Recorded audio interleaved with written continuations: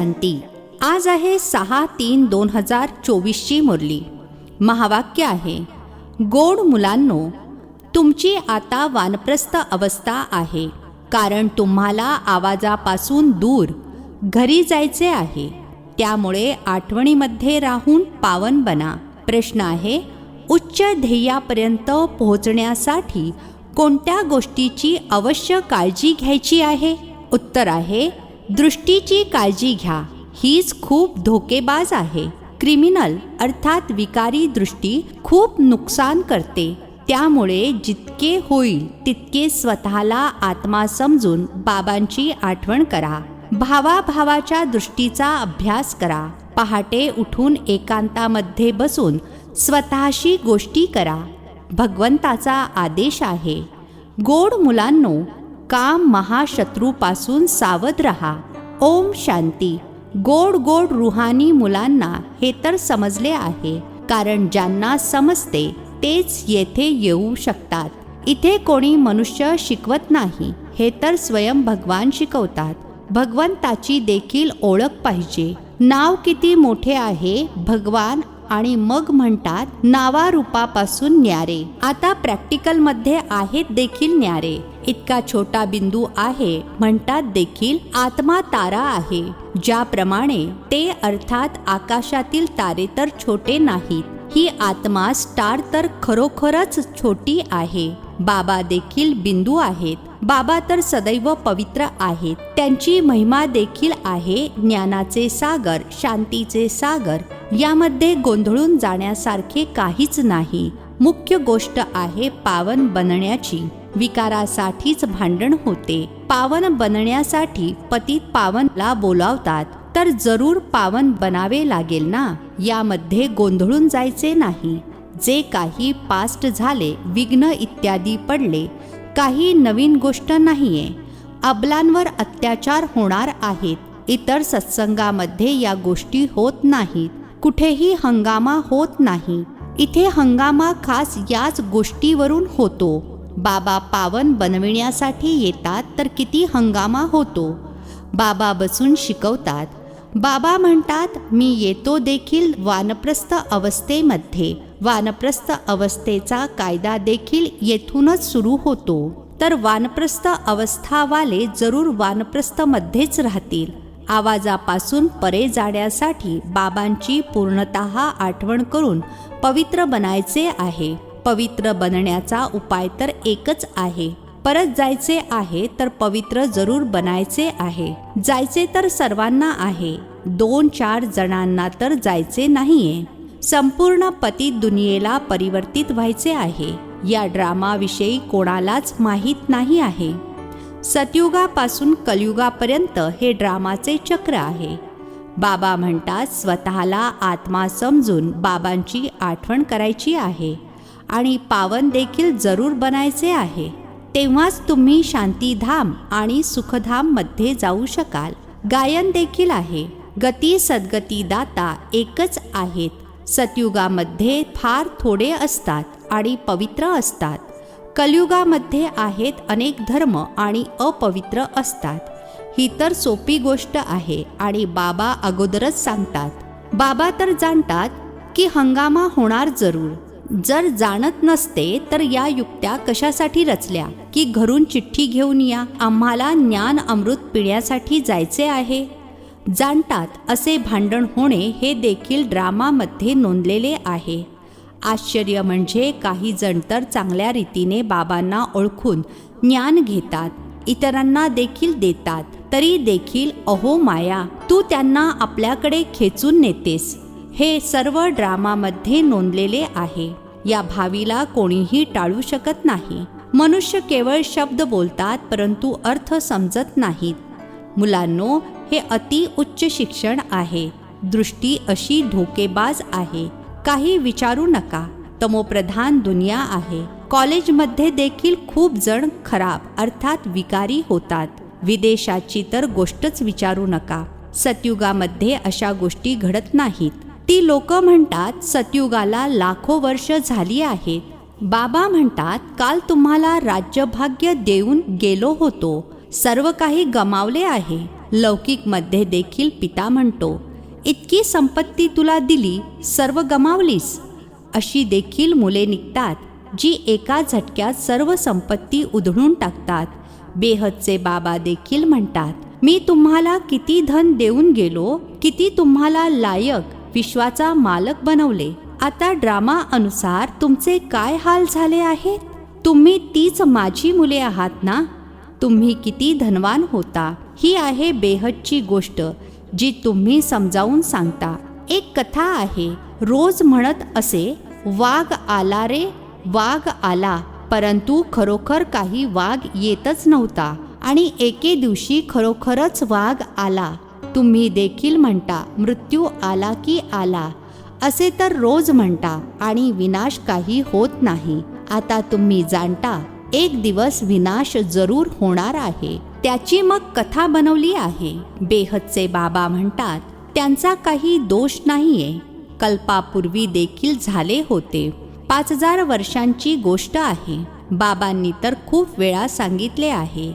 हे देखील तुम्ही लिहित राहा की 5000 वर्षांपूर्वी देखील हुबेहूब असे म्युझियम उघडले होते. भारतामध्ये देवी देवता धर्माची स्थापना करण्यासाठी एकदम स्पष्ट लिहा, जेणेकरून येऊन समजून घेतील. बाबा आलेले आहेत.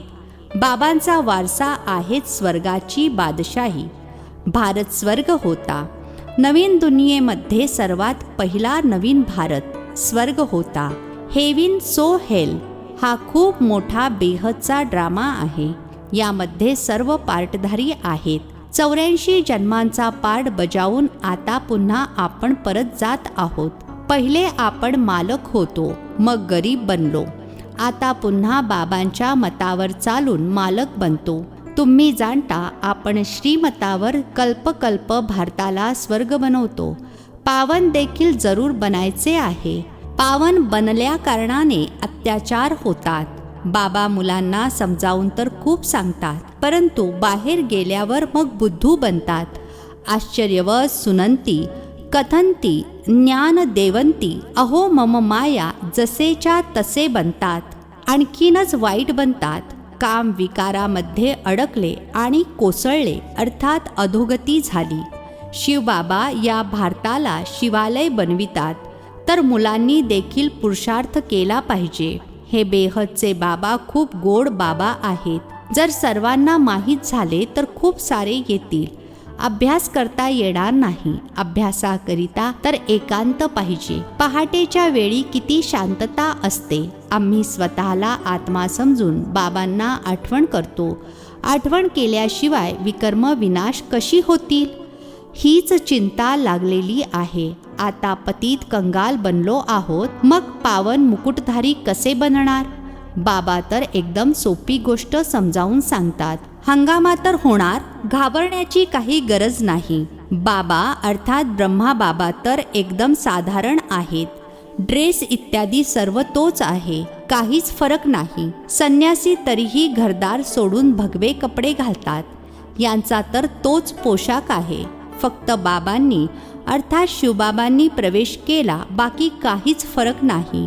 ज्याप्रमाणे पिता मुलांना प्रेमाने सांभाळतात, पालन पोषण करतात, तसेच हे देखील करतात. काही अहंकाराची गोष्ट नाही. अतिशय साधारण राहतात. बाकी राहण्यासाठी घर तर बनवावे लागेल, ते देखील साधारण.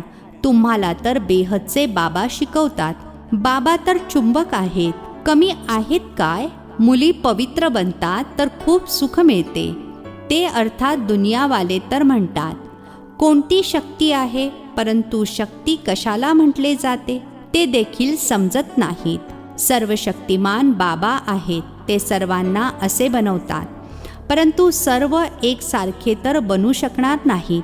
मग तर फीचर्स अर्थात वैशिष्ट्ये देखील एक समान होतील. पद देखील एक होईल. हा तर ड्रामा बनलेला आहे. 84 जन्मांमध्ये तुम्हाला तीच 84 फीचर्स मिळतात, जी कल्पापूर्वी मिळाली होती. तीच फीचर्स मिळत राहणार. यामध्ये बदल होऊ शकत नाही. किती समजून घेण्यासारख्या आणि धारण करण्याच्या गोष्टी आहेत. विनाश तर जरूर होणार आहे. आता तर विश्वामध्ये शांती होऊ शकत नाही. आपसामध्ये भांडत राहतात. मृत्यू तर डोक्यावर उभा आहे. ड्रामा अनुसार एक आदी सनातन देवी देवता धर्माची स्थापना आणि इतर धर्मांचा विनाश होणार आहे. अणुबॉम्ब देखील बनवत राहतात. नैसर्गिक आपत्ती देखील येतील. मोठे मोठे दगड पडतील जे सर्व घरे इत्यादी कोसळतील. कितीही मजबूत घर बनवा, फाउंडेशन पक्के बनवा, परंतु काहीही राहणार नाही. ते अर्थात दुनियावाले असे समजतात भूकंपामध्ये देखील पडू शकणार नाही. परंतु बाबा म्हणतात कितीही काहीही करा, 100 मजले बनवा, परंतु विनाश होणार आहे जरूर. हे काहीही राहणार नाही. तुम्ही मुले इथे आले आहात स्वर्गाचा वारसा प्राप्त करण्यासाठी. परदेशात बघा काय चाललेले आहे. याला रावणाचा भपका म्हटले जाते. माया म्हणते मी देखील काही कमी नाहीये. तिथे अर्थात सतयुगामध्ये तर तुमचे हिरे माणकांचे महाल असतात. सर्व गोष्टी सोन्याच्या असतील. तिथे तर दुसरा तिसरा मजला बांधण्याची आवश्यकता नसते. जमिनीसाठी देखील काही खर्च करावा लागत नाही. सर्व काही उपलब्ध असते. तर मुलांनी खूप पुरुषार्थ केला पाहिजे. सर्वांना संदेश द्यायचा आहे. चांगली चांगली मुले पंडे बनून येतात रिफ्रेश होण्यासाठी. याची देखील ड्रामामध्ये नोंद आहे. येतील देखील. इतके सर्वजण आले आहेत, माहीत नाही या सर्वांना पुन्हा मी बघेन की नाही. हे सर्वजण टिकू शकतील की नाही. आले तर खंडीभर आणि मग आश्चर्यवत भागंती झाले. लिहितात बाबा मी कोसळलो, अर्थात विकारात गेलो. अरे केलेली कमाई वाया घालवलीस. पुन्हा इतके उंच चढू शकणार नाहीस. ही आहे मोठ्यात मोठी अवज्ञा. ते लोक ऑर्डिनन्स अर्थात वटहुकूम काढतात. अमक्या वेळेला कोणीही बाहेर पडू नका, नाही तर गोळी घालणार. बाबा देखील म्हणतात विकारामध्ये जाल तर मारले जाल. भगवंताचा हुकूम आहे ना, खबरदार रहा. आजकाल गॅस इत्यादीच्या अशा काही वस्तू काढल्या आहेत ज्यामुळे मनुष्य बसल्या जागी खलास व्हावा. हे सर्व ड्रामामध्ये नोंदलेले आहे. कारण अखेरीला हॉस्पिटल इत्यादी काहीही राहणार नाहीत. आत्मा लगेच एक शरीर सोडून दुसरे घेते. दुःख क्लेश इत्यादी सर्व काही सुटते. तिथे क्लेश वगैरे काही असतच नाही. आत्मा स्वतंत्र आहे. ज्या वेळेस आयु पूर्ण होते त्यावेळेस शरीर सोडते. तिथे काळ असत नाही. रावणच नसतो तर मग काळ कुठून येईल. हे रावणाचे दूत आहेत, भगवंताचे नाहीत. भगवंताची मुले तर खूप गोड आहेत. बाबा कधी मुलांचे दुःख सहन करू शकत नाहीत. ड्रामा अनुसार कल्पाचे 3 हिस्से तुम्ही सुख मिळवता. बाबा जे इतके सुख देतात तर त्यांच्या श्रीमतावर चालले पाहिजे. हा अंतिम जन्म आहे. बाबा म्हणतात गृहस्थ व्यवहारामध्ये राहून अंतिम जन्मामध्ये पवित्र बनायचे आहे.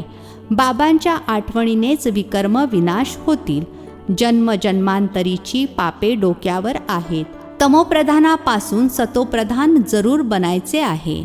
बाबा आहेत सर्वशक्तिमान अथॉरिटी. जे कोणी शास्त्र इत्यादी वाचतात त्यांना अथॉरिटी म्हणतात. आता बाबा म्हणतात सर्वांची अथॉरिटी मी आहे. मी या ब्रह्माद्वारे सर्व शास्त्रांचे सार येऊन ऐकवतो. स्वतःला आत्मा समजून माझी आठवण करा तर पापे भस्म होतील. बाकी पाण्यामध्ये स्नान केल्याने पावन कसे बनतील. कुठे चुळकाभर पाणी दिसले तरी त्याला देखील तीर्थ समजून लगेच स्नान करतील. याला म्हटले जाते तमोप्रधान निश्चय. हा तुमचा आहे सतोप्रधान निश्चय. बाबा समजावून सांगतात यामध्ये घाबरण्यासारखे काहीही नाही. अच्छा, गोड गोड खूप खूप वर्षांनंतर भेटलेल्या मुलांप्रती मात पिता बापदादांची प्रेमपूर्वक आठवण आणि सुप्रभात. आत्मिक पित्याचा आत्मिक मुलांना नमस्ते. आम्हा आत्मिक मुलांचा आत्मिक पित्याला नमस्ते. धारणेसाठी मुख्य सारांश आहे. पहिला पॉइंट आहे भगवंताने जो पवित्र बनण्याचा हुकूम दिला आहे त्याची कधीही अवज्ञा करायची नाही. अतिशय खबरदार राहायचे आहे. बाप दादा दोघांच्या पालनेचे रिटर्न पवित्र बनून दाखवायचे आहे.